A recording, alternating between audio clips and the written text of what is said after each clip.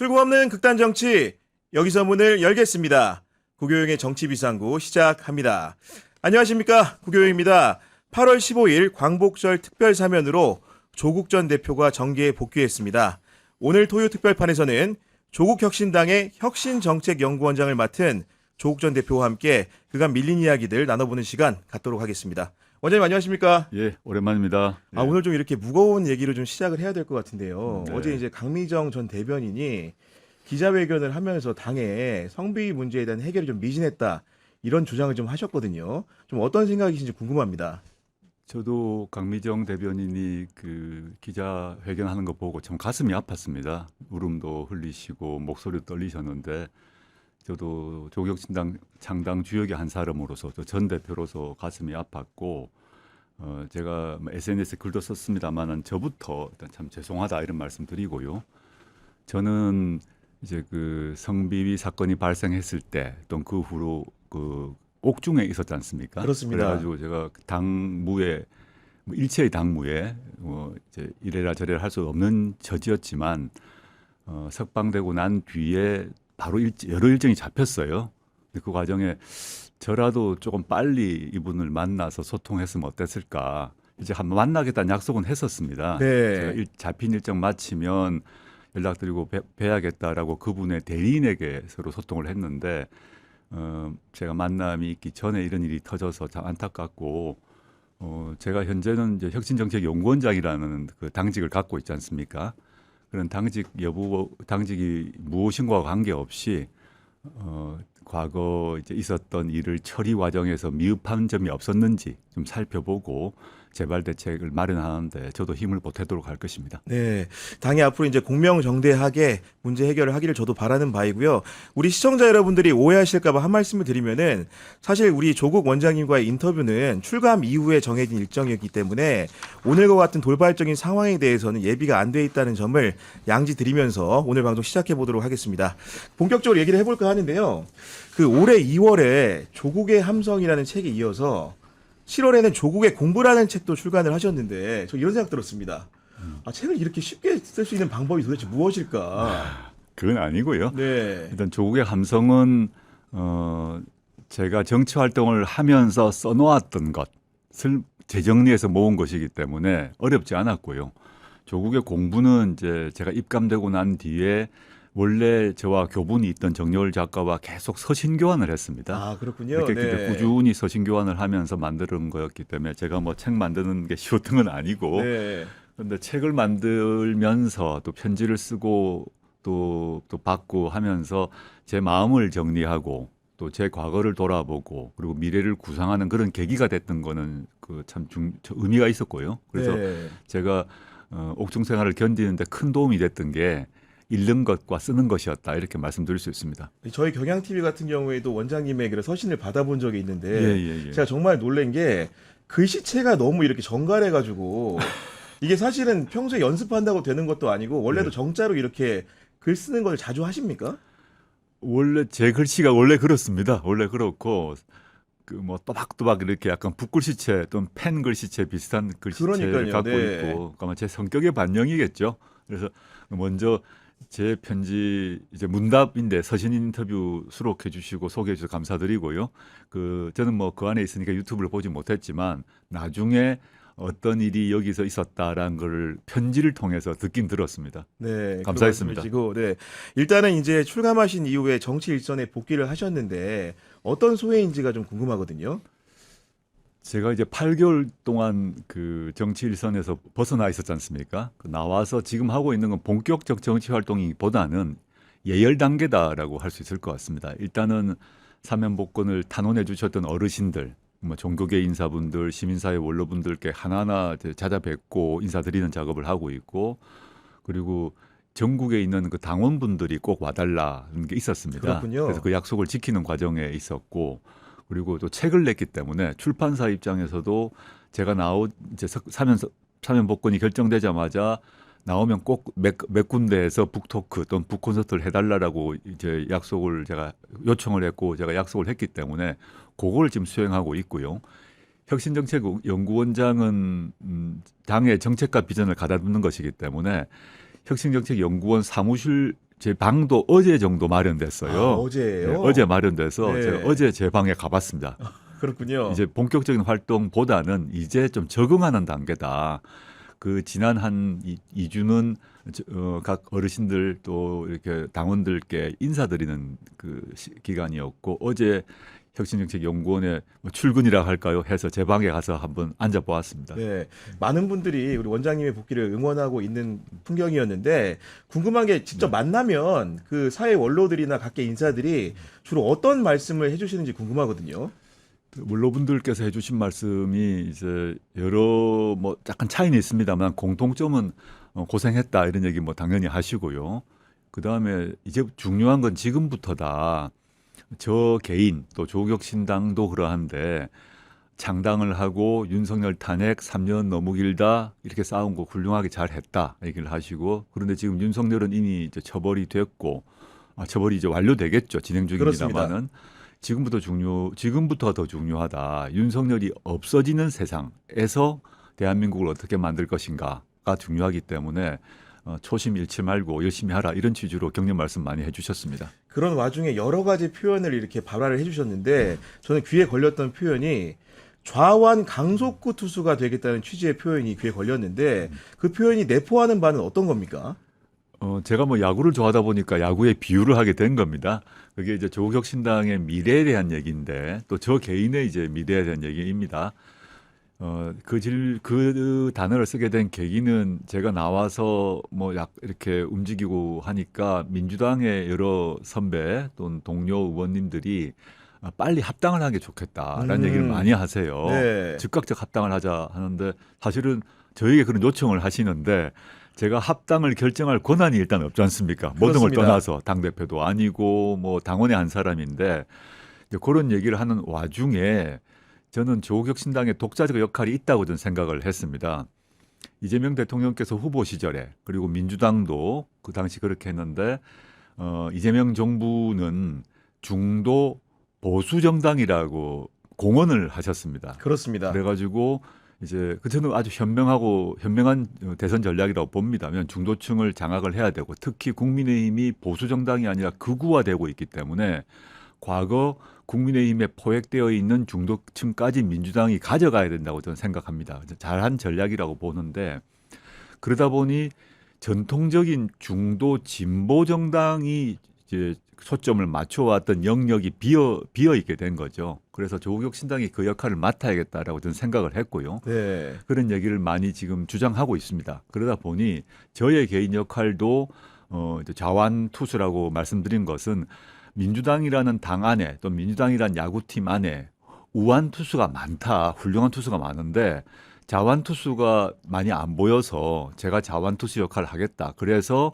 국민의힘이라는 극우 야구팀을 이기겠다. 이런 취지로 말씀드린 것입니다. 실제로 그 야구 저도 문외한입니다만은 왼손잡이 투수가 굉장히 드물고 그렇죠. 더구나 신체 특성상 강속구를 던지는 투수는 더 드물거든요. 맞습니다. 예, 예. 그런 역할을 우리 조국 원장님이 하겠다 이렇게 받아들여도 되겠습니까? 맞습니다. 지금 뭐 야구 잘 아시는 분들은 뭐 상식에 속하는 겁니다만은 좌완 강속구 투수를 그 타자들이 제일 어려워합니다. 그래서 물론 뭐 제가 뭐 잘난 척 하는 게 아니라 그런 역할을 제가 한번 해보겠다는 다짐이기도 합니다. 네. 그리고 이제 사면 이제 과정에서 보면은 정말로 많은 분들이 석방을 요구하는 탄원서도 제출을 해주셨는데 그 중에서도 이제 성남 주민교회에 이해양 목사님께서도 탄원에 참여를 하셨거든요. 이해양 목사 같은 경우에는 이재명 대통령이 사실은 수배 당하던 시절에도 도와주셨던 굉장히 원로분인데 어떤 인연이 있는지도 좀 궁금하거든요. 저와 사적인 연은 그렇게 많지 않고요. 이해양 목사님하고 이재명 대통령님은 그런 인연이 있습니다만 저와 그 정도의 긴밀한 인연은 없습니다. 그렇지만 이제 서로 알고 또 제가 가르침을 받는 그런 이제 어르신이죠. 저는 참 이해양 목사님을 그 이제 석방되고 난 뒤에 찾아뵈었어요, 사실. 아, 그렇군요. 찾아뵙고 인사드리고 네. 뭐 사진도 찍고 여러 당부 말씀도 들었는데 이해양 목사님이 하신 말씀이 참 좋았던 게 뭐냐 하면 언론에 좀 덜 알려진 것 같은데 당신께서 이렇게 이제 말씀하셨어요. 이재명 대통령은 조국을 조기 사면해야 되고 그렇지만 조국은 만기 출소할 각오로 살아야 된다. 아, 이렇게 말씀하신 겁니다. 정확한 본인의 주장은. 네. 그래서 이제 이재명 대통령에게 사면하라 이렇게 된 것만 느껴지지만 전달되지만 실제 이해양 목사님께서 하신 말씀은 이렇습니다. 그래서 저한테도 그런 말씀을 하셨고 저는 사실 대통령의 사면권 행사는 어떻게 될지 모르지 않습니까? 그래서 목사님 말씀대로 이 목사님은 대통령께는 빨리 해야 된다. 하루하루 빨리 해야 된다 하시고 저에게는 만기 채워라 이렇게 하신 겁니다. 네. 그 마음으로 살았고 그런데 결과적으로는 빨리 나오게 된 셈이죠. 그리고 이제 유시민 작가님 같은 경우에도 공적인 자리에서 보면 우리 조국 그 원장님의 출소를 간절히 소망하는 듯한 그리고 이제 검찰의 해악을 설명하는 역할을 많이 하셨는데 유시민 작가 같은 경우에도 개인적으로 당연히 연락을 하셨을 거 아닙니까? 예, 제가 나오는 날에 바로 연락을 주셨더라고요. 그렇군요. 그리고 네. 제가 이제 조만간 뵙자라고 했는데 제가 이제 공식 일정이 다 잡히다 보니까 지금 유 작가님과는 바로 뭐 보진 못했는데 조만간 뵈야 될 것 같습니다. 유 작가님은 제가 특별히 감사한 거는 2019년 윤석열 검찰총장이 수사를 전개할 때 그때는 대부분 사람들이 윤석열이 영웅이다. 그리고 정의의 상징으로 이해를 했어요. 그 시점에는. 지금은 뭐 그렇게 본 사람이 극히 드물 것 같은데. 근데 그때 어떻게 보면 가장 먼저 유시민 작가께서 이거는 윤석열이 수사권을 활용한 쿠데타라고 맨 먼저 규정하신 걸로 기억을 합니다. 저도 그렇게 기억합니다. 네, 그렇게 하셔서 저는 뭐 제가 입이 없는 상태였기 때문에 유 작가님의 그런 규정에 대해서 많이 감사했고 그런 2019년 이후에 제가 어려울 과정에서 뭐 이제 연락도 주시고 또 밥도 사주시고 하면서 격려를 많이 해주셨어요. 너무 감사하죠. 네, 그리고 이제 저는 그날 풍경이 좀 기억이 나는데 그 출감하시는 날에 그 서울 그 남부교도소 앞에 정말로 많은 수의 당원들이 운집을 했고 일일이 악수하시면서 이제 여러 가지 가벼운 인사도 나누셨는데 그 차를 타고 집에 가는 도중에 좀 어떤 생각이 좀 드셨는지 굉장히 궁금하거든요. 저는 그 교도소문을 나올 때 이제 바깥에서 볼 때는 제가 보입니다만 저는 바깥이 잘 안 보였어요. 왜냐하면 카메라 조명이 너무 강해서 그 앞에 누가 있는지 거의 보이지 않는 정도였습니다. 조명이 눈을 직접 바로 이렇게 그 겨냥을 하니까 누가 와 있는지도 가까이 가야 겨우 보이는 상태였다고 말씀드리고 싶고 걸어서 왔더니 많은 분들이 계시더라고요. 너무 감사했고 그 심야 아닙니까? 심야에 그 먼 곳에 와서 또 지방에서 오신 분도 많이 계셔서 너무 감사했다는 말씀드리고 그리고 이제 나와서 인사드리고 차를 타고 집으로 들어가는데 약간 실감이 안 나더라고요. 아, 실감이 안 나시는. 네. 그래서 지금도 어떨 때는 약간 느낌이 이상한 게 있습니다. 공간 감각이 약간 적응이 덜 되는 게 남아 있습니다. 한 몇 프로. 그렇군요. 네. 왜냐면 8개월 동안 0.8평 안에 있다가 갑자기 공간이 확 넓어지니까 이 공간 감각이 조금 떨어지는 건 있고 또 지각도 약간 모자라지 않을까 생각도 해봅니다. 이게 이제 물론 뭐 제가 그 큰 사고나 실수는 하지 않고 있습니다만은 그런 느낌은 받았고 이제 돌아가면서 어머니께 전화드리고 가족께 전화하면서 이제 좀 마음이 안정화되고 이런 느낌이 있었습니다만 실감 안 나는 건 여전히 있었습니다. 그리고 이제 어쨌든 간에 그 사면이라는 것은 대통령의 고유 권한이기 때문에 이재명 대통령의 그 결정에 의거한 것인데 사실은 그 저희 편지에도 보내주셨지만은 이번에 사면이 안 될 수도 있다는 생각도 하신 거 아니겠습니까? 물론이죠. 근데 이재명 대통령이 이런 결단을 마주했을 때 결론을 들었을 때 좀 어떤 찰나의 생각이 있었는지 궁금하거든요. 그 결단을 이제 뭐 언론을 통해서 이제 보았을 거 아닙니까? 뭐 첫 번째 드는 생각은 감사한 마음이죠. 그리고 제가 청와대 민정수석으로 있으면서 사면 업무를 담당해 보았기 때문에 역대 어느 정부에서든 간에 대통령이 사면을 이제 결정하면 특히 정치인 사면을 하게 되면 지지율이 반드시 떨어집니다. 예외가 없이 떨어졌다가 그 다음에 다른 노력을 통해서 지지율을 회복하거든요. 제가 뭐 청와대 근무 경험상 그렇게 이제 그런 걸 여러 번 봤었죠. 네. 그래서 이재명 대통령께서 대통령 되시고 이재명 정부가 출범한 지 사실 100일도 안 됐지 않습니까? 여전히 지금. 근데 이 결단을 하시면 부담이 되죠. 정부에 부담이 되고 이재명 대통령 개인에게도 부담이 됩니다. 그리고 지지율 떨어질 것을 그 대통령 본인 그리고 참모들은 다 알 것입니다. 그건 뭐 상식에 속하는 거기 때문에. 그럼에도 불구하고 결단을 하셨다는 점에 저는 특별히 감사했고 제가 자유를 찾게 되면 역할을 제대로 해야겠다 이런 다짐도 하게 되었습니다. 네, 저 개인적인 뭐 소신을 좀 말씀드리면은 그 여론조사 지표들이 사실은 그 원장님에 대한 사면을 통해 가지고 이재명 정부에 대한 부정평가가 많았다는 네. 언론 보도들이 많지만은 사회별로 순위를 구분을 해보면은 사실은 1순위가 아닙니다. 근데 좀 뭔가 과다대표되는 듯한 네, 그런 예. 느낌도 지울 수가 없는 상황인데 어쨌든 간에 지난 대선에서 조국혁신당은 이재명 대통령을 독자 후보로 지지를 했고요. 출소하신 다음에도 우리 원장님 같은 경우에는 이재명 정부의 성공을 위해서 힘을 보태겠다 이렇게 말씀을 하셨는데 어떤 식으로 보태실 생각이십니까? 제가 이제 그 옥중에 있었기 때문에 조국혁신당의 대선 방침에 대해서 뭐 개입을 하거나 이래라 저래라 할 수는 없었습니다. 그 내부의 치열한 논의를 끝에 독자 후보를 내지 않고 이재명 후보를 밀겠다고 결정을 한 것이거든요. 그 뭐 당무위원회 결정, 당원 총투표를 한 것으로 제가 알고 있고 그 과정에서 아주 강하게 독자 후보를 끝까지 내야 된다는 분들도 많이 계신 걸로 알고 있습니다. 그런데 이제 총의에 따라서 후보를 내지 않았던 것이죠. 그 점에서 보면 이재명 후보는 조국혁신당의 후보이기도 했고 따라서 이재명 정부는 조국혁신당이 성공을 위해서 노력해야 될 정부이기도 합니다. 그런 점에서 제가 말씀드렸고요. 이재명 정부가 저는 내란을 종식시키고 헌정 회복을 바라는 국민들의 그 총의가 모인 정부라고 생각해서 저희가 공식적으로는 야당 아닙니까? 여당이 아니지 않습니까? 그렇죠. 당연히요. 네. 그렇지만 지금의 국면은 내란을 완벽히 종식시키고 또 극우화된 국민의힘과 싸우고 민생을 회복하고 이런 일들이 이제 국민 전체 공통의 과제라고 저는 생각을 하고 있습니다.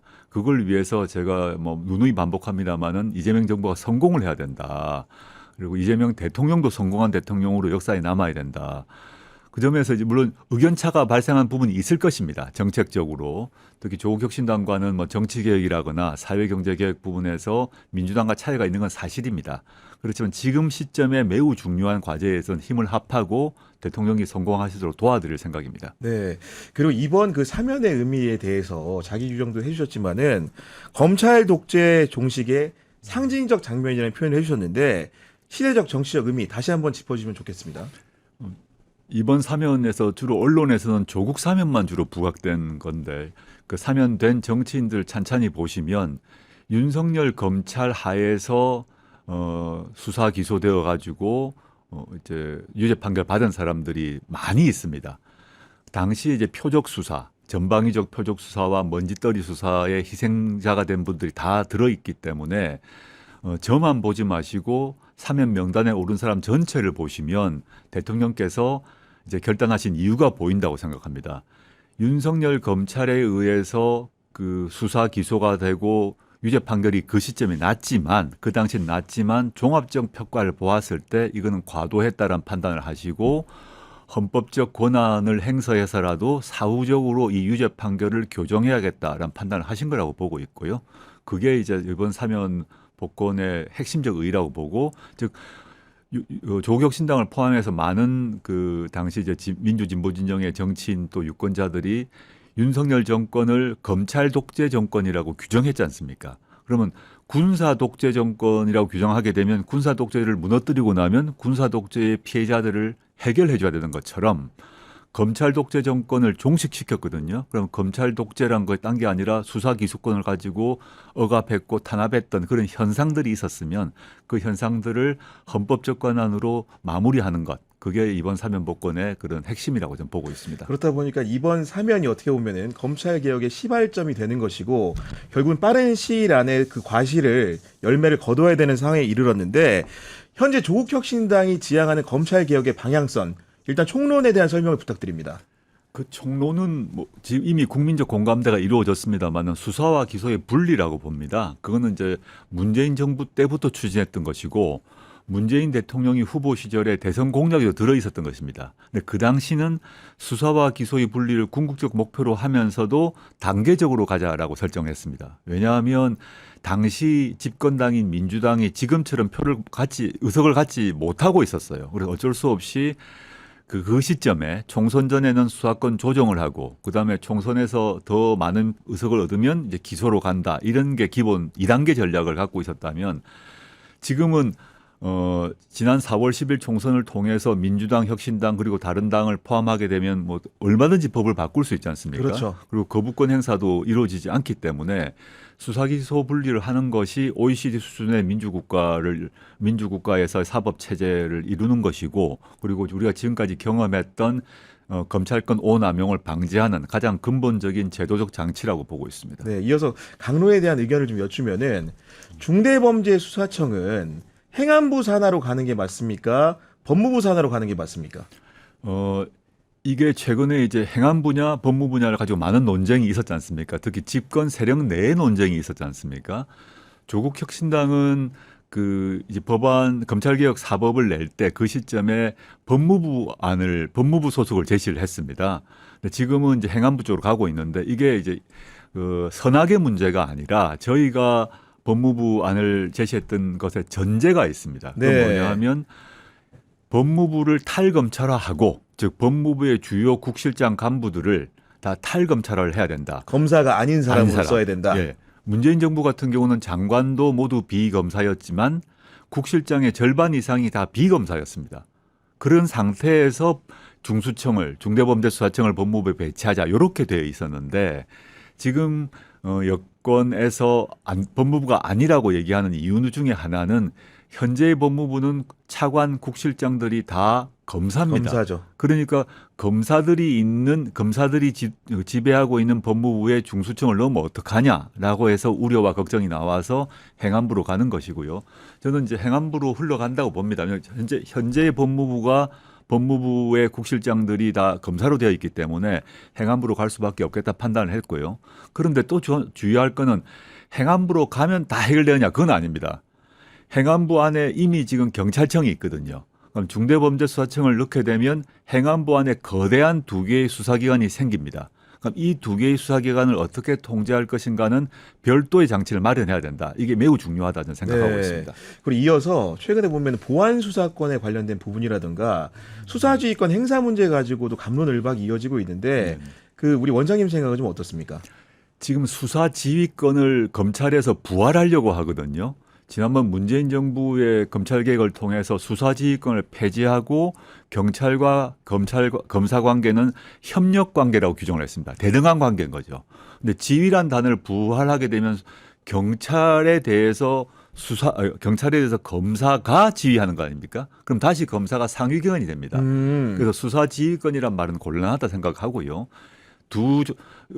경찰과 검찰 관계는 협력 관계라는 것은 반드시 유지해야 됩니다. 이걸 유지하지 않게 되면 완전히 거꾸로 가버려서 그 문재인 정부 이전으로 돌아가게 됩니다. 그건 먼저 말씀드리고 싶고, 그러면 이제 검사가 보안 수사 관련해서 보안 수사권 가져야 되는 거 아닌가라는 얘기를 지금 검찰에서 아주 강하게 얘기하고, 법무부 장관님도 유사한 말씀하신 것 같은데, 요거는 좀 구별해서 얘기할 게 있습니다. 뭐냐 하면 보안 수사 요구권이란 게 있고 직접 보안 수사권이란 게 있습니다. 네. 보안 수사 요구권은 경찰이 수사했는데 모자란 게 있으면 검찰은 보안 수사 요구할 수 있어야 됩니다. 이렇게 경찰하고 해봐라. 네, 해봐라. 네. 왜냐하면 검사는 공소권, 영장 청구권이 있기 때문에 내가 영장 청구를 하려고 그러는데, 기소를 하려고 그러는데 경찰의 수사가 미진하니까 해달라고 해야죠. 그렇죠. 경찰을 향해서 보안 수사를 해달라고 요구하는 것은 당연히 인정돼야 됩니다. 안 그러면 증거가 불충분한 상태에서 영장 청구하거나 공소 제기할 수 없잖아요. 그렇죠. 당연히 네. 이제 협력 관계에서 요청을 해야 되고, 그 요청에 경찰은 반드시 따라야 됩니다.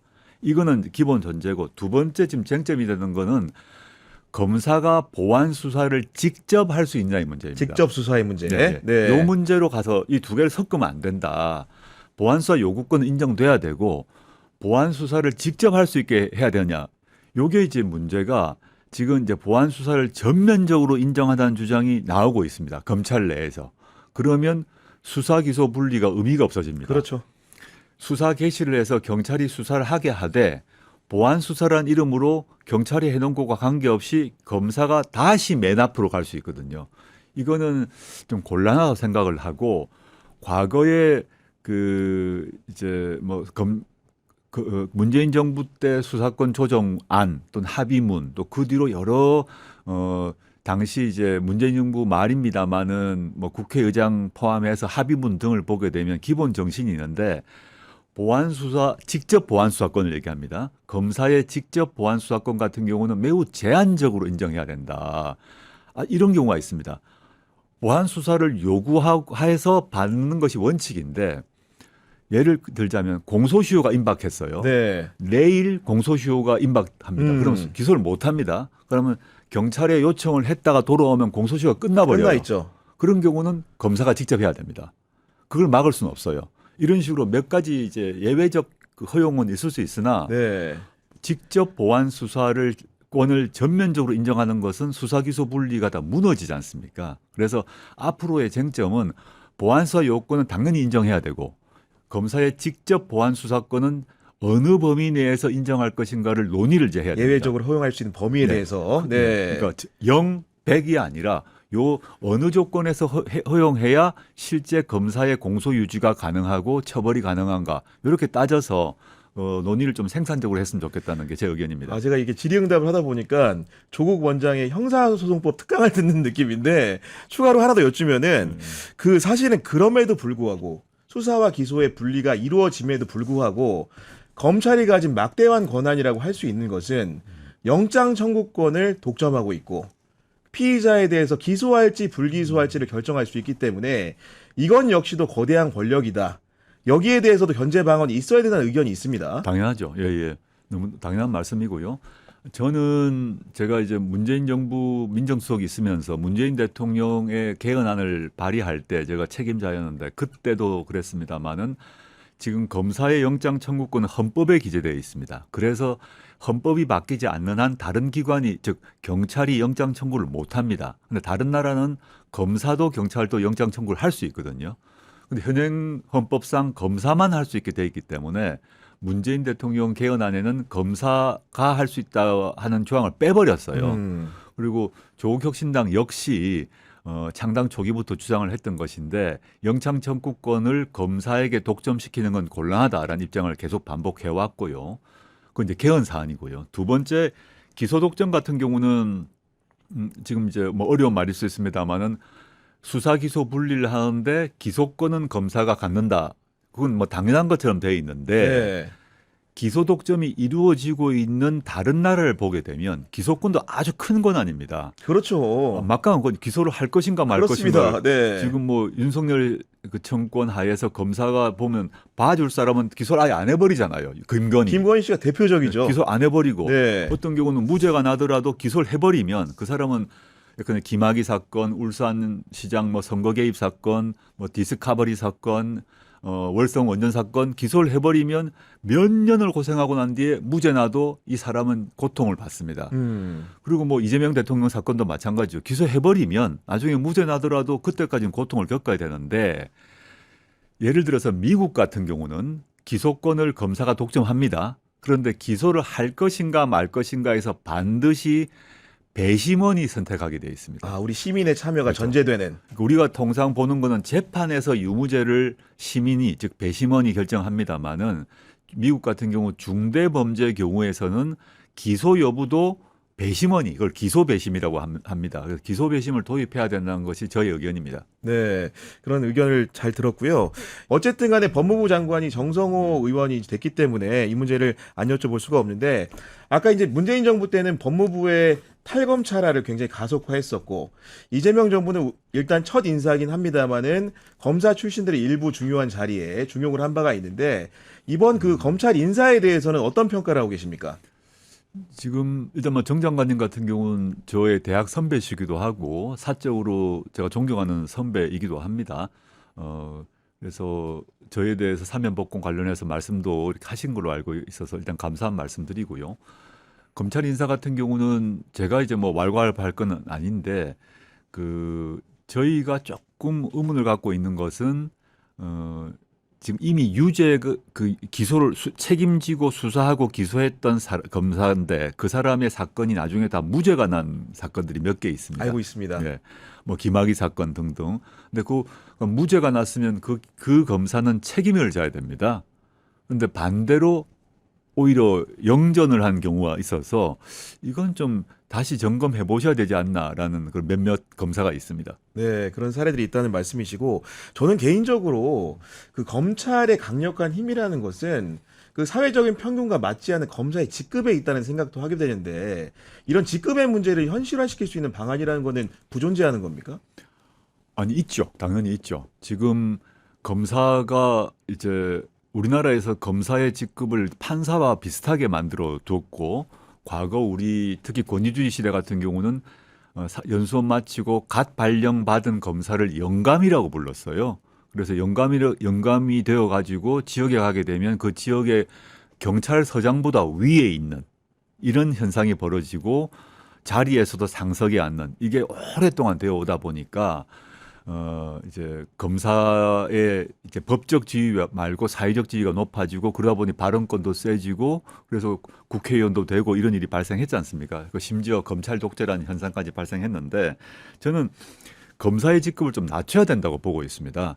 검사를 판사와 똑같이 할 수가 없고 보통 지금 행정고시를 이제 사법고시가 지금 사법고시는 없습니다만은 네. 행정고시를 합격해서 공무원이 되지 않습니까?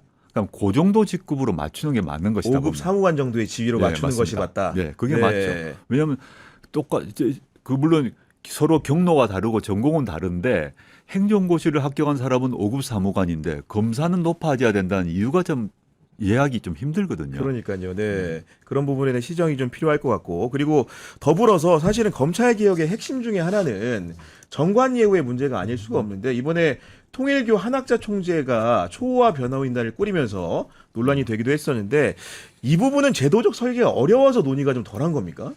이게 오랫동안 논쟁이 되어 온 겁니다. 사실은 이제 고위 전관들, 판사든 검사든 간에 고위 전관들을 수임하는 이유가 그 사람들의 인적 네트워크를 통해서 수사, 기소, 재판 과정에서 일정한 이익을 얻기 위한 거 아니겠습니까? 그래서 수임료가 어마어마하죠, 대부분 그런 경우는. 특히 재벌이나 요번 같은 경우는 통일교 한학자 총재 같은 경우 우리 공개되지는 않았습니다만은 수임료가 얼마겠습니까? 아마 어마어마한 비디오죠. 네, 정말 어마어마한 것일 것인데 그렇게 선택한 이유는 수임된 변호사가 현재 진행되고 있는 수사 또 현재 진행되고 있는 재판의 판사와 무슨 연관이 있으니까 사람을 데리고 오는 거 아니겠습니까? 네. 그래서 과거에도 그 옷을 벗은 사직한 고위 정관의 경우 기간을 좀 길게 잡아가지고 수임을 못하도록 하는 제한들이 많이 됐는데 이게 그 직업 선택의 자유를 침해한다 등 이유로 이게 잘 안 됐어요. 저는 이게 이제 법률적으로 안 된다 그러면 저는 다른 차원에서라도 참 논란이 되는 경우에 정관들이 수임을 하지 않도록 하는 네. 말컨대 변호사협회 차원에서의 자정 자금이나 이게 필요하지 않나는 생각을 하고 있습니다. 저는 불현듯 든 생각은 법원의 재판 같은 경우에는 그 사건 번호나 피고인명을 임명을 하면 네.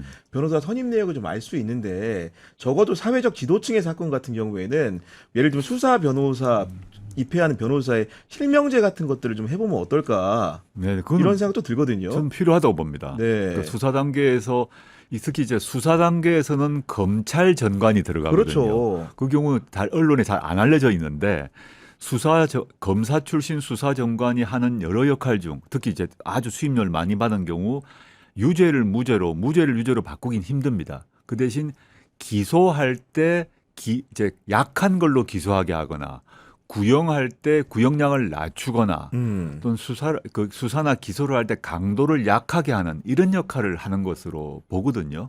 그걸만으로도 엄청난 혜택을 받는 것이죠. 반대로 그렇지 않은 그런 정관을 이제 수임하지 않은 사람들은 끝까지 가버리고 그리고 오히려 과도하게 간다면 정관을 수임한 이제 사건 같은 경우는 사건이 축소되거나 수사가 완화되거나 이런 현상들을 많이 보고 있지 않습니까? 그래서 지금 말씀하신 것처럼 이름만 공개돼도 네. 크게 달라질 것이라고 봅니다. 그러니까요. 그런 생각이 좀 드는 것이고, 일단 그 정청래 민주당 대표 얘기를 좀 안 할 수 없을 것 같은데, 이번에 그 출소하신 이후에 정청래 대표와도 연락을 혹시 주고 받으셨습니까? 예, 서로 뭐 연락 주고 받았고요. 받아서 뭐 이제 위로해 주셨고 저도 감사하다는 말씀드렸고 다음에 한번 보자 이런 얘기를 했는데 제가 일정이 지금 너무 제가 이게 그 사면 결정이 나고 결정 나고 난 뒤에 이제 석방은 좀 뒤에 되지 않습니까? 그 뒤로 잡힌 일정이 좀 많아서 지금 뵙지 못하고 있습니다. 제가 이런 말씀을 드리는 것은 사실은 그 우리 조국 원장님이 어려운 시기에 정청래 대표 같은 경우 연단에 장외 연단에 서가지고 여러모로 도움을 주기 위해서 필사적으로 일을 했기 때문에 두 분 간에 각별한 관계가 좀 있지 않을까 이런 생각에서 여쭙는 겁니다, 사실은. 그런 공적인 것 말고도 정청래 대표님하고 저는 제가 교수 시절 또는 그 뒤로 정치인 시절에 사적으로 만나서 술 마시고 편한 얘기를 많이 하던 사이였습니다. 그래서 네. 앞으로도 뵈야 되는데 지금은 당대표가 되셔가지고 오히려 좀 조심스럽다는 생각을 합니다. 그전은 오히려 편하게 만났을 것인데 네.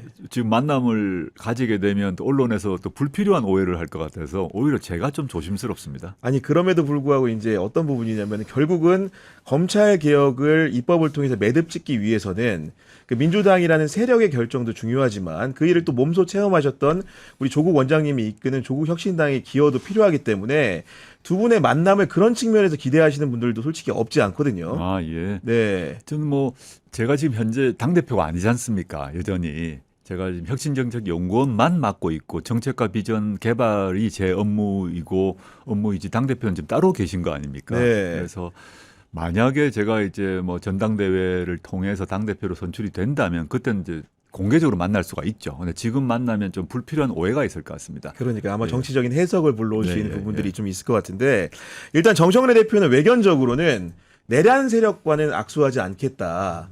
국민의힘과는 이제 어떻게 보면 공식적인 일들을 안 할 것처럼 이렇게 표명을 좀 하셨는데 여기에 반해서 우리 조국 원장님의 생각은 좀 어떤지 궁금합니다.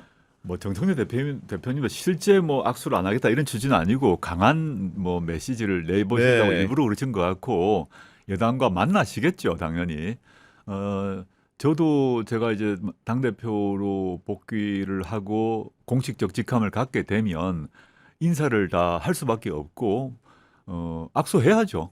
네. 뭐 장동혁 대표 저는 그분의 뭐 비전과 정책이 하나도 동의하지 않습니다만 악수는 할 것 같습니다. 아니 왜냐하면 이런 말씀 드리는 거는 국민의힘이라는 조직이 이번에 전당대회를 통해서 보게 되면 과정을 보게 되면은 어떻게 상생할 수 없는 어려운 조직으로 이제 점점 치닫고 있는 게 아닌가 네, 네. 이런 생각이 들어서 이런 질문을 드리는 거거든요. 제가 이제 8개월 동안 영어 생활을 하는 동안 뭐 저 스스로를 성찰하고 또 미래를 이제 구상을 했는데 그 과정에서 그 말기에 보게 되면 국민의힘이 극우화됐다라는 것을 확신하게 되었고요. 근데 나오고 최근에 보면 그 장동혁 씨가 당대표가 되었는데 장동혁 그리고 경쟁을 했던 김문수 모두 사실 전 극우라고 저는 생각합니다. 내란을 옹호하고 윤석열을 비호하고 뭐 그다음에 심지어는 전한길이라는 극우 한국사 강사 앞에 가서 머리 조아리고 면접까지 받지 않습니까? 그렇습니다. 이게 말도 안 되는 일이라고 저는 생각을 하는데 이미 극우화된 지도부가 국민의힘을 장악하고 있다고 봐서 제가 8.15 날 석방하는 그날부터 지금까지 줄곧 얘기하는 것이 한국 정치를 정상화하기 위해서는 반드시 극우 정당이 소멸돼야 한다는 얘기를 계속 강하게 얘기를 하고 있습니다. 앞으로도 그 주장을 계속 할 것이고 그것을 위해서 제가 활동할 생각입니다. 그리고 국민의힘이 더 사실은 기괴한 부분은 독립적인 특별검사를 임명해서 수사를 하고 있는 찰나이고 내란 특검에서 국민의힘의 협조 여부를 따지기 위해서 법원이 발부한 영장을 집행한다거나 김건희 특검에서 어떻게 보면 통일교의 교인들이 당원으로 가입한 부분을 확인하기 위해서 강제 수사의 필요성을 인정받고 있는데 그런데 전혀 협조하지 않는 모습들 이런 것들도 실망적인 부분 아니겠습니까? 일단 뭐 윤석열과 똑같은 행보를 보인다고 봅니다. 윤석열은 자신이 검찰총장이었고 자신이 대통령이었지만 대한민국 법질서를 부정하지 않습니까? 자신들이 법 위에 있다고 자신이 법 위에 있다고 생각하고 수용된 상태에서도 법 집행을 거부했지 않습니까? 국민의힘도 똑같다고 봅니다. 영장을 영장은 법원이 발부했는데 그것도 부정하고 특검은 국회가 통과해서 그 정당한 헌법적 법률적 권한을 행사하는데 그것도 부정하고 그러니까 일단 법치주의를 부정하는 전 세력이라고 보고 그 점에서도 전 극우라고 봅니다. 네. 어쨌든 간에 그 조국 원장님 등과 조국 혁신당의 노력이 힘입어가지고 윤건희 정권이 어떻게 보면 정식적인 임기는 5년인데 3년에 마치는데 기여를 좀 하신 편인데 나아가서 사실은 우리 국민들의 요구 중에 하나는 국민의힘이 내란 정당이라고 한다면 위헌 정당 심판의 문제를 피할 수 없지 않겠느냐 이런 의견도 제시하고 있습니다. 현행법상 위헌정당이 되려면 그 정당의 지도부가 조직적으로 위헌적 행위를 해야 되거든요. 저는 그런 혐의가 좀 있다고 봅니다. 특히 이제 내란 계엄 선포 후에 계엄을 해제하는 그 과정에서 윤석열이 추경호 당시 원내대표에게 전화를 했지 않습니까? 그렇습니다. 나경원에게도 전화를 했지 않습니까? 그때 추경호 원내대표가 매우 특이한 행동을 해서 국민의힘 국회의원들의 소집 장소를 여러 번 바꿨지 않습니까? 이게 그 계엄 해제를 방해하기 위한 여러 가지 술책이 아닌가 의심이 갑니다. 또 그 뒤에도 보게 되면 여러 국민의힘 소속 의원들이 행동들이 의심스러운데, 근데 제 말씀은 위헌적 그런 목표를 가지고 조직적으로 했는가의 문제는 아직까지 밝혀지지 않았기 때문에 특검 수사를 통해서 밝혀지면 네, 그렇게 갈 수밖에 없을 것 같고요. 근데 그 전에는 특검 수사를 통해서 밝혀지기 전이라 하더라도 이런 위헌적 행태에 대해서는 뭐 조국 신당을 포함해서 민주당에서 국민들께 알리고 좀 싸워야 한다 생각합니다. 네. 그리고 이제 내년 이제 지방선거 얘기를 안 할 수가 없는데 지방선거를 앞두고 물론 이제 공당이 아직 대표는 아니십니다. 네, 예. 원장이 지위를 갖고 계신데 그 조국혁신당과 민주당이 어떤 선의의 경쟁을 할 것인가, 협력적 경쟁을 할 것인가, 아니면 전면적인 경쟁을 할 것인가 이런 부분에 대해서 궁금해하시는 분들이 많거든요. 예. 제가 창당할 때부터 계속 일관되게 했던 말이 있는데요. 총선 때 같은 경우 저희가 이제 지민비조란 것이 방침이었고 지역구에 내라는 분이 많았는데 지역구에 하나도 안 내고 지역구를 1대1 구도로 만들었지 않습니까? 근데 비례는 경쟁을 했지 않습니까? 그리고 지난 대선에서는 또 독자 후보를 내야 된다는 당내 의견이 많았지만 당원 총투표를 통해서 독자 후보를 안 냈지 않습니까? 그래서 1대1 구도를 만든 것이죠. 저는 근데 지난번 또 그 호남 지역 또는 부산 지역 재보궐선거를 잘 생각해 보시면 부산의 부산 금정구에서는 후보를 저희가 냈는데 단일화를 하고 그렇죠. 저희 후보가 사퇴를 했습니다. 근데 호남은 경쟁을 했습니다. 이게 일관된 흐름이 있다는 것인데 다가올 6월 지방선거에서 물론 제가 지금 당대표도 아닙니다만은 이런 제가 당대표 시절에 이제 쭉 끌고 왔던 그 흐름상 보게 되면 내년 6월 지방선거 같은 경우도 이렇게 말씀드릴 수 있을 것 같습니다. 전국적으로 일단 보게 되면 전국적으로 국민의힘이 광역단체장을 맡는 것은 절대 막아야 된다. 뭐 서울시장, 뭐 경기시장, 인천시장 예컨대 수도권을 보게 되면 여기서 국민의힘이 되지 않도록 해야 된다는 것은 뭐 전혀 변함이 없을 것 같고요. 네. 저희가 후보를 내어 가지고 뭐 예를 들어서 과거 뭐 정의당 사례처럼 끌고 가가지고 요만큼 차이로 뭐 국민의힘이 당선되는 것은 애초에 상상을 하지 마시라고 제가 단언을 할 수 있을 것 같고, 그런데 이제 또 그 수도권이 아닌 예컨대 호남 같은 경우는 호남에서 국민의힘 계열 정당이 광역단체장을 한 적이 한 번도 없는 걸로 알고 있습니다. 그리고 뭐 밑에 기초도 마찬가지입니다. 마찬가지겠죠, 예. 당연히. 그런 경우는 경쟁을 하는 것이 오히려 호남에 도움이 된다고 판단하고요. 그다음에 동쪽, 예를 들어 영남을 얘기하자면 영남 경우는 조국혁신당만이 아니라 민주당도 어렵습니다. 그렇습니다. 뭐 예컨대 경북 지역 같은 경우는 민주당도 지금까지 돼본 적이 한 번도 없죠. 그런 경우는 민주당과 협력을 해서 그런데 기초 같으면 서로 이제 후보가 더 낫다거나 조직세가 더 낫다거나 이러면 협력을 해서 민주당과 조국혁신당이 서로 협력을 해서 뭐 예를 들어서 경북 도의회에 같이 들어가는 이런 전략을 모색해야죠. 네, 그리고 이제 그 전에 일전에 선거를 치를 때는 우당이라는 표현을 이제 많이 썼는데 그 우당이라는 표현이 가진 함의는 좀 어떻게 우리가 정치적으로 혹은 이렇게 그 정당학적으로 어떻게 받아들여야 될지. 저희가 이제 공식적으로는 야당인데 또 한편으로는 민주당과의 우당이라고 전 얘기를 해왔는데, 우당이라고 하는 이유는 현재 시대적 과제와 관련해서 내란 종식, 그리고 이제 헌정 회복, 민생 회복 이런 점에 있어서는 의견이 한 80% 이상 같습니다. 뭐 검찰 개혁도 소소한 차이는 있지만 검찰 개혁, 사법 개혁, 방송 개혁 같은 경우는 뭐 80% 이상이 같다면, 그건 말고 지난 대선 직전에 원탁회의를 통해서 민주당 포함한 민주진보정당이 합의문을 만들었습니다. 그 합의문이 많이 잊혀지긴 한데 그 합의문 내용을 보게 되면 정치 개혁이 들어 있습니다. 지금 정치 개혁 같은 경우는 민주당과 조국혁신당 생각이 차이가 있는데 그때는 합의를 했습니다.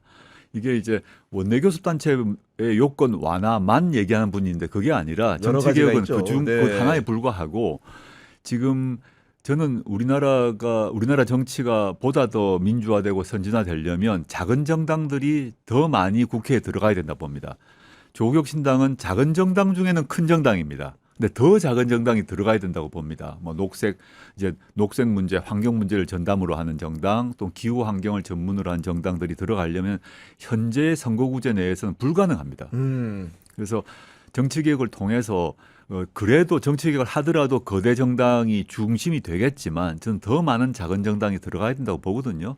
그런 것이 우리나라 정치 발전을 한다는 점에서 저희는 그걸 아주 강하게 주장을 하고 있다. 네. 그런 점에서는 차이가 있기 때문에 아까 공통으로 합의된 부분들은 같이 철저히 같이 가고 다른 이제 정치 개혁 또 사회 경제 개혁도 있는데 사회 경제 개혁도 한 말씀 드리자면 지난 뭐 1년 이상 보면 조세 정책에서는 민주당과 조국혁신당이 항상 차이가 있었습니다. 큰 차이로 전 여겨지던데요. 언론에는 안 네. 났는 언론에 거의 조명 안 됐는데 뭐 종합부동산세 문제라거나 금융소득세 문제라거나 같은 경우는 항상 차이가 있었어요. 근데 이게 부각이 안 됐습니다만 그때 시대적 목표가 윤석열 정권을 종식시키는 게 목표였기 때문에 이게 큰 부각이 안 됐는데 윤석열은 이미 감옥에 갔지 않습니까? 뭐 유죄 판결도 시간 문제 아닙니까? 그러면 정치개혁 문제 한 축, 두 번째는 조세 문제를 포함해서 사회 경제적 개혁을 어떻게 할 것인가는 이제 논쟁을 해봐야 됩니다. 논쟁을 해서 차이를 확인하고 그 차이를 줄여 나가는 합의 활동도 해야죠. 네, 말씀 듣다 보니까 조국 혁신당이 세간의 일부 생각하시는 분들은 민주당과 결국은 한계를 걷지 않겠냐 이런 말씀하시는데 제가 해석키에는 아마도 독자 정당의 길을 모색하는 게 아닌가 싶다는 평가를 할 수 있을 것 같고요. 이어서 이재명 정부 출범 100일을 얘기하지 않을 수가 없는데 그간의 활동 어떻게 보셨습니까?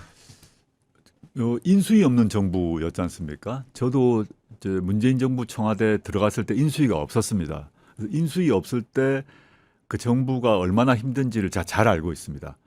보통 인수위를 가지고 인사검증도 그때 다 인수위 때 다 하거든요. 그리고 국정 비전 정책도 다 그때 다 하고 딱 대통령이 취임하면 착착착 가야 되는데 인수위 없으면 정말 대선을 이기기 위해서 마지막까지 갔다가 이기자마자 이렇게 바로 해야 되기 때문에 이 준비가 없어요. 너무 힘듭니다. 그런 조건임에도 불구하고 크게 봐서 아주 잘하고 계신다. 최근에 뭐 인사 문제가 있었습니다만은 그건 불가피하다고 봅니다. 인수위 없는 정부가 겪어야 될 그런 숙명이기 때문에 그것 때문에 뭐 폄하하는 분도 계시겠지만 저는 아주 높은 점수를 주고 싶습니다. 네, 그리고 그 잘한 일들 중에서 그래도 하나 꼽으라면 가장 잘한 일은 어떤 겁니까? 이재명 정부에서 가장 최근에 그렇습니다. 저는 제가 하나만 꼽으라면 저는 산업재해 문제에 대해서 이재명 대통령이 직접 나서서 드라이브를 건 것, 그게 전 제일 잘했다고 보고, 물론 대통령이 드라이브를 건다고 산재가 줄어들지는 않죠. 그런데 이 메시지가 워낙 강했기 강력하죠. 때문에 전국의 기업들이 긴장을 하고 내부에서 산업재해 예방을 위한 각종 조치를 이미 하고 있을 것입니다. 우리가 물론 이제 중대범죄처벌법이 통과되었지만 중대범죄처벌법은 형사처벌이기 때문에 수사하고 기소하고 재판하는데 오래 걸립니다. 그래서 그 중대범죄처벌법이 통과되었다고 기업에서 이런 산재 예방 조치가 신속하게 강하게 이루어지지 않는 경우는 많습니다. 그런데 대통령이 국무회의를 통해서 여러 번 직접 다루게 되면 이건 다른 상황이 됩니다. 저는 그 점에 있어서 이재명 대통령이 그 이전 민주진보 진영의 대통령과 다른 모습을 보여주는데 특히 그 점이 눈에 확 띄어서 정권 초기에 그거 대통령이 직접 말함으로써 전국 기업에서도 산업 현장에서 변화가 이루어지고 있을 것이다라는 점에 저는 가장 높이 꼽고 싶습니다. 그리고 이제 인수위 없는 정부를 미리 경험해본 유경험자로서 이재명 정부가 출범 초기에 주의하거나 보완해야 될 부분이 있다면 어떤 점을 꼽으시겠습니까? 한 두 가지 정도 얘기할 수 있을 것 같은데요.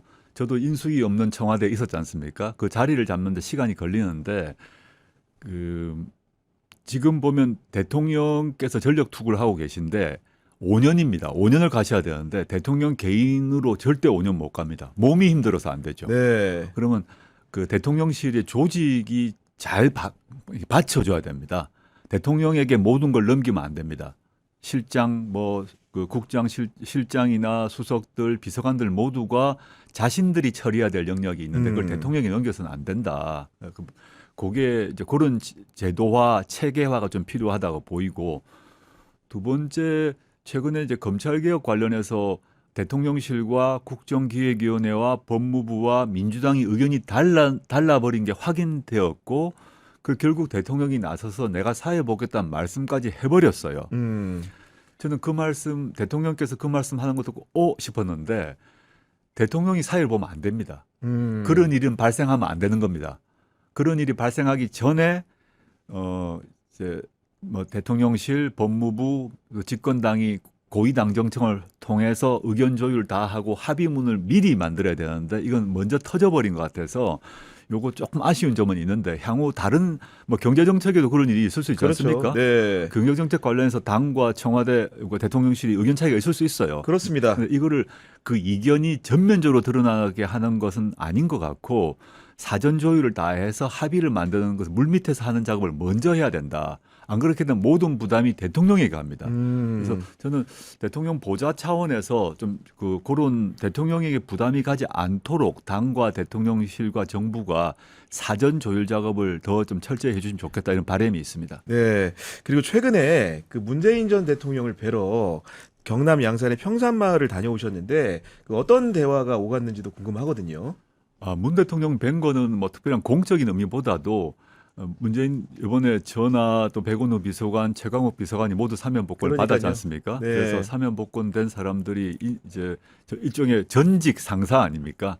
인사드리러 가는 것이 너무 자연스러워서 가서 인사드렸고요. 뭐 대통령께서 고생하셨다 덕담해 주셨고 저에게는 이제 정치를 하기로 마음을 먹었는데 초심을 잃지 말고 하라라는 네. 당부의 말씀을 하셨고 원래 뭐 저보고 정치하라고 말씀을 옛날에 하셨는데 제가 정치를 안 그러니까요. 하겠다고 네. 안 하겠다 하다가 결국 정치를 했습니다.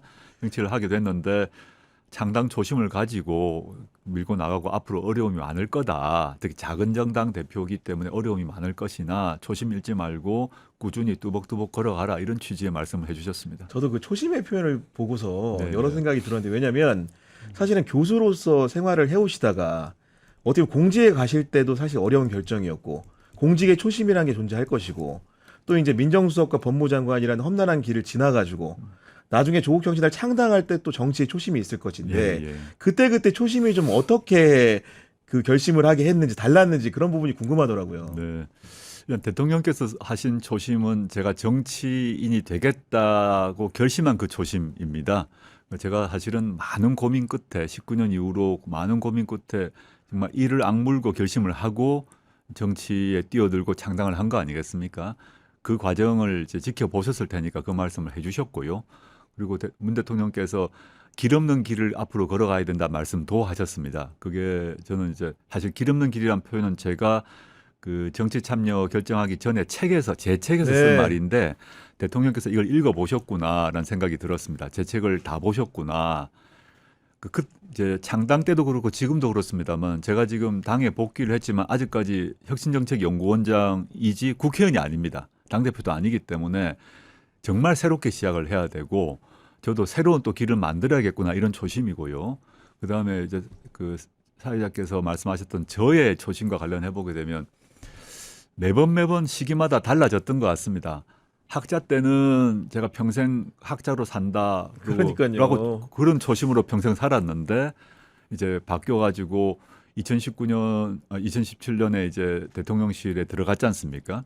그때는 제가 검찰개혁을 계속 학자로서 주장해 왔는데 검찰개혁 사법개혁을 학자로서 또 시민사회 활동가로서 주장해 왔는데 이거는 내가 끝장을 내야겠다. 내가 말하고 주장했던 것들은 제도화시켜야겠다는 그 마음으로 들어갔습니다. 들어가서 일정한 성과를 냈죠. 뭐 수사권 조정이라거나 공수처 그렇습니다. 등 이런 건 제가 일정한 성과를 내고 또 국가수사본부 독립 이런 것들을 냈는데 2019년 되면 법무부 장관으로 갔을 때는 2단계 검찰 개혁을 제가 제 손으로 해보려고 했죠. 근데 결국 뭐 안 됐던 거 아닙니까? 그러고 난 뒤에 이제 정치인으로 됐을 때는 정치인으로 가야겠다는 이제 결심, 그 초심은 학자나 또는 민정수석으로 하려고 했던 것들이 일부는 이루어졌고 일부는 안 되었는데 이제 제가 생각했던 검찰개혁이건 또는 대한민국의 변화 같은 경우는 학자나 행정가로서는 한계가 있음을 제가 느꼈습니다. 그래서 정말 무리가 되고 많은 비판도 받겠지만 정치인으로서 이 세상을 바꾸고 또 검찰과 사법부와 이걸 바꿔야겠다는 결심을 한 것입니다. 네, 제가 스스로 평가하기에는 그 조국 원장님과 문재인 전 대통령의 공통점이라고 한다면은 두 분 다 정치를 하시게 된 계기가 밖에서 봤을 때는 시대 상황이 두 분을 정치로 불러들인 게 네, 아닌가 이런 생각을 좀 하게 되는데 좀 가벼운 질문 하나 드리면 예. 그 문재인 전 대통령 어쨌든 직장 상사 어떻게 보면 관계 아닙니까? 예, 그렇죠. 예. 그런 관계에서 문재인 전 대통령의 장단점 이런 게 좀 있다면 좀 듣고 싶습니다. 장점은 문 대통령님은 그 제가 봐선 인품, 인격이 정말 훌륭하시다 생각을 먼저 합니다. 정치, 정파를 떠나서 인품과 인격이 정말 훌륭하시다 생각을 하고 그 점에 있어서는 지금도 한 번도 제가 의심한 바가 없고요. 또 다른 장점은 이제 그 경청의 정치인입니다. 그 결정하시기 전까지 어떠한 비판도 정말 아마 상상이 안 될 수 있는데 대통령 주재 회의에서 대부분 침묵을 하는데 장관이나 수석 이 정도가 아니라 토론 과정에서 비서관 또는 선임 행정관 정도가 나서 직접 아주 비판적인 얘기를 해도 사람들이 깜짝 놀 정도 얘기를 해도 다 들으시고 다 적고 어떠한 책망이나 불이익을 준 적이 없어요. 그래서 경청의 정치인이고 경청할 태도가 돼 있는 분이다 말씀드리고 싶고 단점을 제가 얘기하면 너무 이거 저 아랫사람 그 모셨던 사람으로 말씀하기 좀 곤란하다. 근데 통상 말하면 좀 답답한 점은 많습니다. 네. 그렇게만 말씀드리겠습니다. 그 가늠이 되는 바가 있어 더 이상 여쭙지 않도록 하겠습니다. 이제 말미를 하고 있는데 네. 그 내년 6월 지방선거 너무나도 중요한데 많은 그 우리 국민들이나 그 정당의 지지자들 같은 경우에는 우리 조국 원장님이 어떤 결심을 하실 것인가에 촉각을 곤두세우고 있는데 스스로 생각하는 방향이 좀 있으십니까? 지금 없고요. 제가 사실 그 자유를 찾은 지 2주 정도밖에 되지 않았지 않습니까? 지금 인사드리고 있는 그런 과정이고 제가 이제 원론적으로 내년 6월에 국민의 선택을 다시 한번 구하겠다 말씀드린 것은 제가 이미 정치인이 되겠다고 결심했고 정치인으로 살고 있는데 중요한 선거에서 회피한다. 그건 있을 수 없는 일이죠. 있을 수 없는 일이고 정치인의 책무를 다하지 않는 것 아니겠습니까? 그리고 조국혁신당이라는 당의 중요한 인물로서 피해갈 수는 없다. 네. 그래서 그게 국회의원 재보궐선거이건 또는 시장 선거건 어디든 지금 결정난 바는 없고 네. 그런 결정은 전당대회를 통해서 제가 더 책임 있는 지위에 가게 되면 그때 논의를 해서 그때 결정을 해야 됩니다. 제가 참고차 이제 팁이 아닌 팁을 하나 드리고 싶은 예. 거는 제가 그 얼마 전에 본의 아니게 국민의힘 고위 이제 다선 정치인하고 뵌 적이 있는데 예. 그분이 내부적으로 이제 여론조사를 돌린 건지 제가 가늠이 되는데 지금 오세훈 시장하고 민주당 후보들하고 이렇게 엿댔을 때는 오세훈 시장이 소폭 앞선답니다. 본인들 조사에 따르면 누구를 붙이더라도 대통령실에 있는 참모까지 포함해 돌렸다고 하던데 그 한동훈으로 말을 바꾸면 격차가 더 벌어진답니다. 다 지네요. 네, 그런 예. 식의 이제 말이 있다라는 것을 조국 원장님께 친히 알려드립니다. 그런 상황이고 지방선거 출마도 아직 어디 나갈지 못 정했기 때문에 이 얘기는 더 사실은 먼 얘기긴 합니다만은 2030년에 어쩔 수 없이 또 대선이 있습니다. 그러니까 지난 예전에 문재인 정부 때 보면은 사실은 연속성 있게 민주정부가 간다는 것이 너무 중요하기 때문에 그 대선이라는 것이 굉장히 중요한 국면이 될 것이고 경우에 따라서 여러 후보들이 있지만은 원장님도 물망에 오르고 있기 때문에 그 뭔가 좀 지속적인 준비, 장기적인 집권 플랜 이런 건 있어야 되지 않겠느냐 이런 얘기들이 현실적으로 있거든요. 언론에서 그런 질문 많이 하시고 또 정치평론가들도 그런 말씀하신 거 제가 듣긴 들었습니다. 근데 지금 저는 이제 두 가지 말씀드리고 싶은 건데 첫째는 이재명 정부가 지금 100일도 안 됐어요.